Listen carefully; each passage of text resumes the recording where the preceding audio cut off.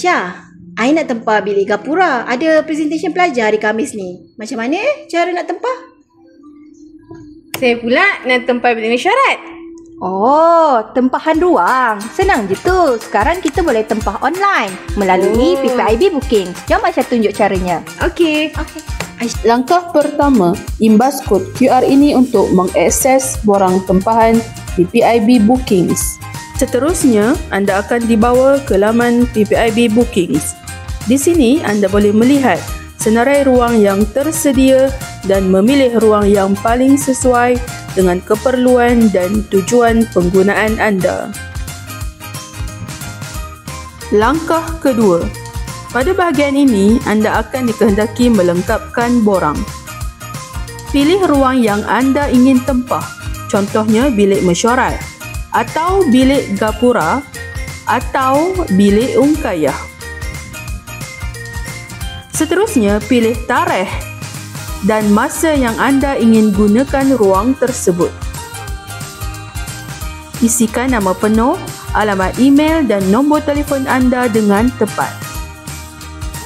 Tulis tujuan penggunaan di ruangan yang disediakan. Kemudian, pastikan anda tandakan tik di kotak persetujuan sebagai tanda anda bersetuju dengan syarat yang ditetapkan. Akhir sekali, klik butang book untuk menghantar tempahan anda. Tempahan anda akan disemak dan email pengesahan kelulusan tempahan ruang akan dihantar selepas itu. Anda juga tidak perlu risau. Keistimewaan PPIB Bookings ini ialah sistem ini mampu mengelakkan perpindihan tempahan dengan pengguna yang lain.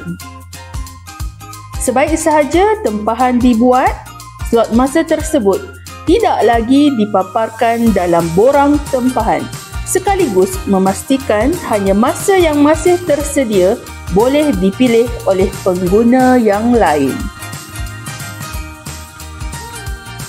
Langkah ketiga, sila tunggu email pengesahan kelulusan tempahan dalam tempoh 24 jam.